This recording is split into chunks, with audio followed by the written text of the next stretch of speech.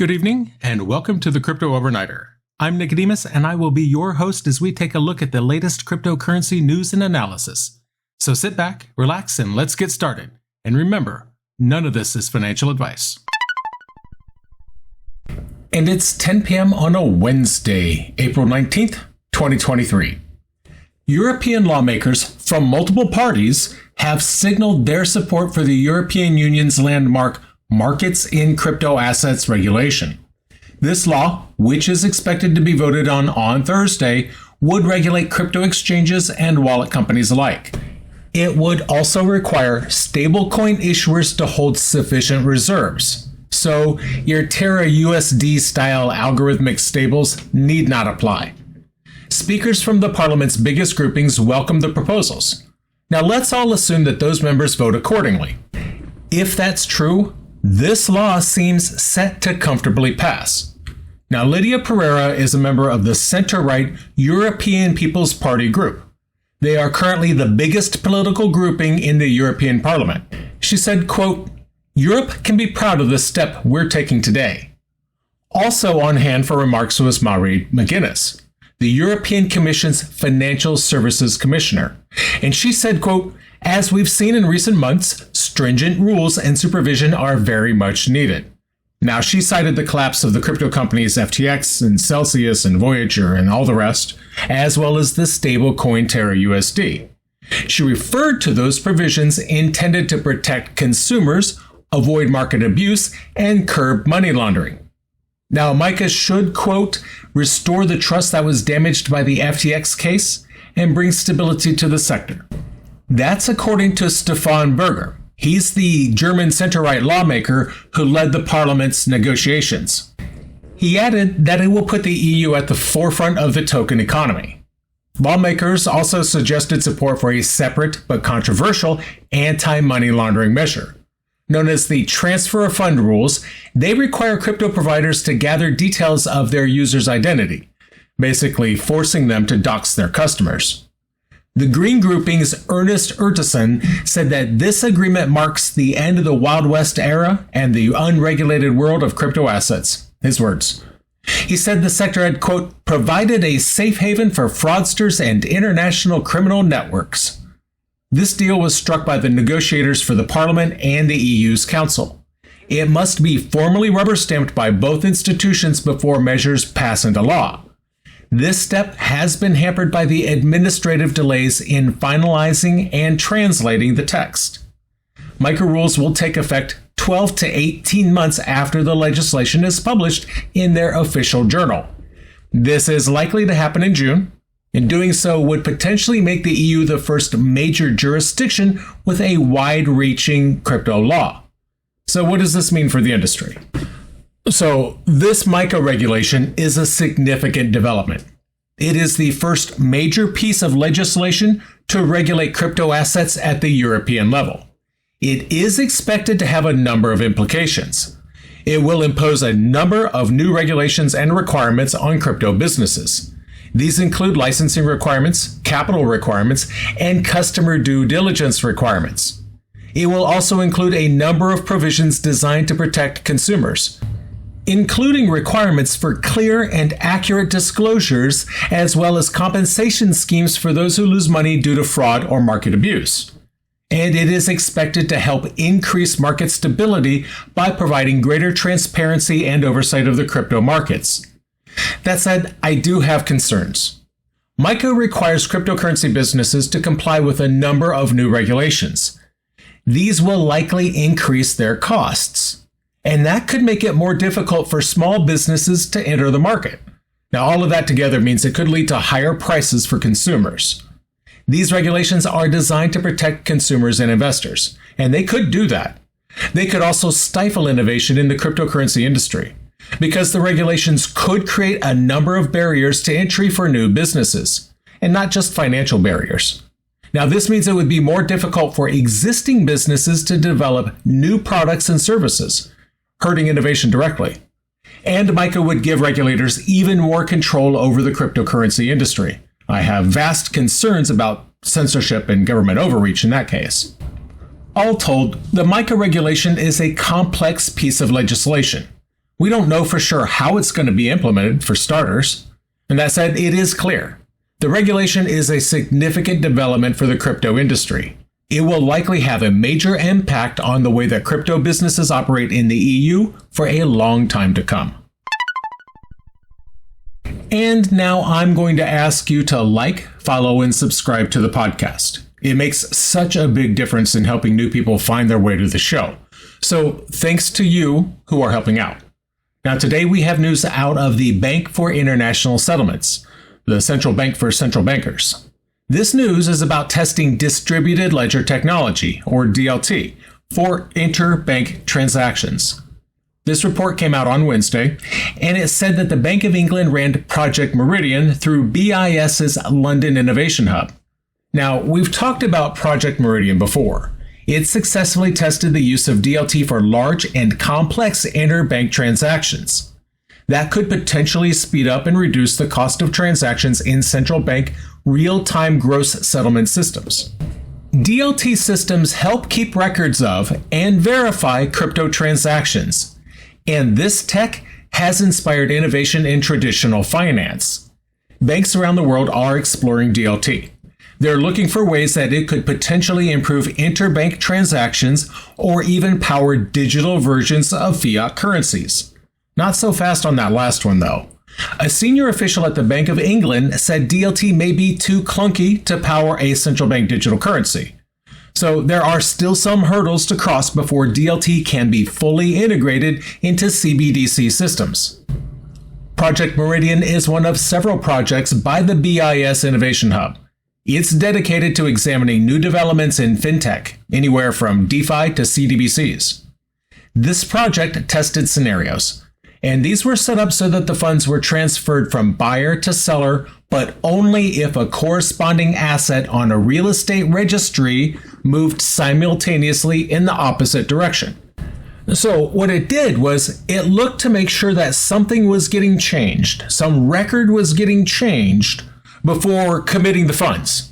Now this is just a prototype, but apparently it can be applied to other registries and assets. It's not hard to see how something like this would work for equities and bonds or tokenized assets. Even though the project demonstrated synchronized settlements are possible with commercial bank reserves kept with the central bank, even so, implementation of such systems require policy, regulatory, and legal considerations. Things beyond just the technical. I do hope they include ethics and privacy in those considerations. Now let's stay with the UK for a bit here. Andrew Griffith is the Economic Secretary to the UK Treasury, and he was speaking with CNBC on April 17th. In that interview, he claimed that the UK could introduce digital asset regulations within the next 12 months.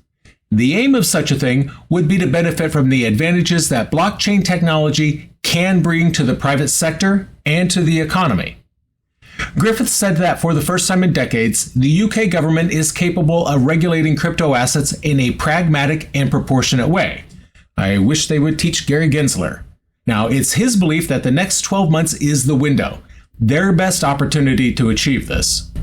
Griffith stated that the crypto regulatory framework integrates existing financial laws with new crypto-specific rules.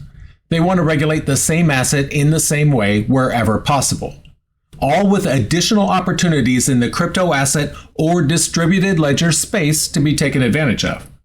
Now, this is just the financial services, not their CBDC. Now, Griffith explains that their proposed central bank digital currency for the UK, their so-called Britcoin, has a longer lead time. And I do think that he's right when he says that it won't be seen within the next year. Now, he wants to use this intervening time to ensure a policy debate over the privacy and underlying tech is, quote, thrashed out. Now, as we talked about last night, Coinbase's CEO, Brian Armstrong, met with Griffith. They met to discuss how the UK could turbocharge the crypto sector, how they could become an innovation hub for the Web3 economy. Now, this aligns with the UK Prime Minister Rishi Sunak's wishes. He previously expressed a desire for the UK to become a crypto hub. On the other hand, we've got the US, whose government has increased its crypto-related enforcement actions since the day Gary Gensler became the chair of the SEC back in April of 2021. Meanwhile, other regions, including Dubai, Singapore, and Hong Kong, they have made efforts to become crypto hubs. And speaking of Hong Kong, a court there has recognized cryptocurrency as property that can be held on trust. This decision was made in a case involving Gatecoin. Gatecoin is a crypto exchange that shut down in 2019. Justice Linda Chan presided over the case. She said Hong Kong defines property broadly, and that's common with other jurisdictions. She says that it's intended to have a wide meaning. Now, it's worth noting that there have been similar rulings in both mainland China and the United States. Both countries treat crypto as property, at least for tax purposes. This ruling gives liquidators greater clarity on how crypto assets held by companies should be treated during the liquidation process. Gatecoin held crypto upwards of 140 million Hong Kong dollars in October of 2022. However, the court found that a trust had not been established in this particular case. Hong Kong has been pushing for clearer regulations for the crypto sector. They're covering a wide range of assets and services. Hong Kong's approach to regulating crypto could attract capital to the jurisdiction at a time of global regulatory uncertainty, especially here in the US.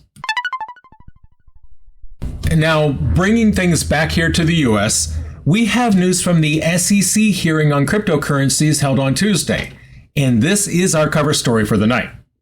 SEC Chair Gary Gensler spent some time in the hot seat before Congress. Even so, he refused to say whether Ether was a security or a commodity. And listening to the tape of the hearing showed just how little regard that he does have for Congress. He just flatly refused to do what he was told. I would have held him in contempt of Congress until he could figure out whether or not Ethereum was a security.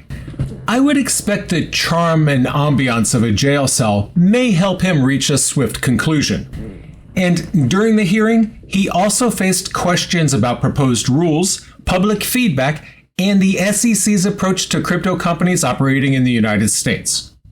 Committee Chairman Patrick McHenry urged Congress to provide clear rules for the digital asset ecosystem. He sees this as necessary because regulators cannot agree.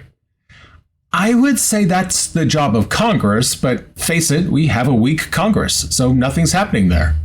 McHenry also criticized Gensler's approach for driving innovation overseas and endangering American competitiveness. On the other hand, you have Ranking Member Maxine Waters. She was quick to praise the SEC for taking such forceful actions against crypto criminals. Now, easily the most contentious point in the hearing was when McHenry and Gensler went around and around about whether Ethereum was a security or a commodity. Gensler refused to provide a yes or no answer, saying that it depended on the facts and the law. I swear I would have had him in a jail cell to think things over.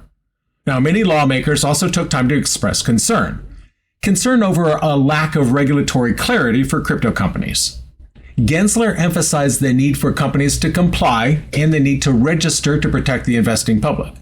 On the other hand, some lawmakers criticized the SEC's lack of definitive answers, and in doing so, they pointed to Gensler's response on Ether as an example. I still think he should be in jail. And for our last story of the night, we're talking about a new collaboration between Trezor and Wasabi. This collaboration is aimed at improving the privacy of Bitcoin transactions. Now, before we get into the details, I want to take a moment. Let's talk about what CoinJoin is. CoinJoin is a process that mixes together multiple Bitcoin transactions, and it does so to make it more difficult to track the source and destination of each individual transaction. This can become a valuable privacy tool for people who want to keep their Bitcoin transactions private. Now, it's a standard crypto mixer. It works by pooling together multiple Bitcoin transactions from different users.